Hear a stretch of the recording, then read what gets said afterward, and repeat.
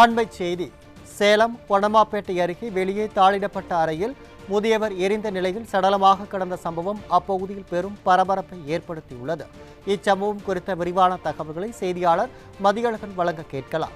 வணக்கம் மதியழகன், கூடுதல் தகவல்கள். வணக்கம் அருண்.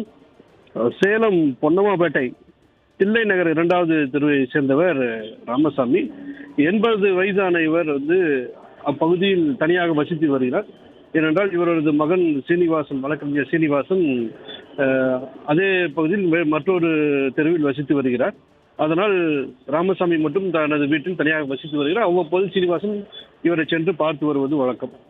இந்த நிலையில் இன்றைய தினம் அதிகாலை ராமசாமி தங்கியிருந்த அந்த வீட்டிலிருந்து உள்பக்கம் புகை வெளியேறியுள்ளது.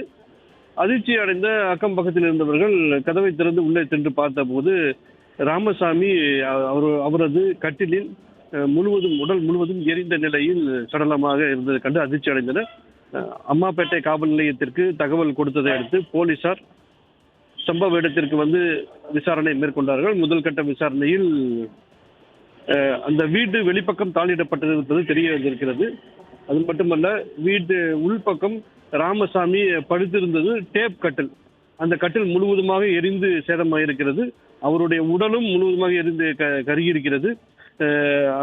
இதனால் யாரேனும் அவரை கொலை செய்து தீ வைத்து எரித்திருக்கிறார்களா என்ற சந்தேகம் போலீசாருக்கு ஏற்பட்டிருக்கிறது.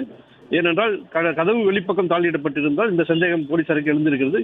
இருந்தும் மற்றொரு தகவல் என்னவென்றால், அவர் தனது படுக்கைக்கு அருகில் கொசுபருத்தி வைத்து தூங்குவது வழக்கம் என்றும், அந்த கொசுபருத்தி படுக்கை மீது பட்டு அதன் மூலமாக தீப்பட்டு இருக்கலாம், ராமசாமி எழுந்திருக்க முடியாத நிலை ஏற்பட்டு அப்படியே உடல் கருகியிருக்கலாம் என்ற தகவலும் வெளியேறுகிறது. இதனாலும் தொடர்ந்து போலீசார் விசாரணை மேற்கொண்டிருக்கிறார்கள். அவரது உடல் தற்போது உடற்கூறு ஆய்வுக்காக சேலம் அரசு மருத்துவமனைக்கு அனுப்பி வைக்கப்பட்டிருக்கிறது. உடற்கூறு ஆய்வில் அதன் மரணத்திற்கான உண்மையான விவரம் முழுவதும் தெரிய வரும். அருண்,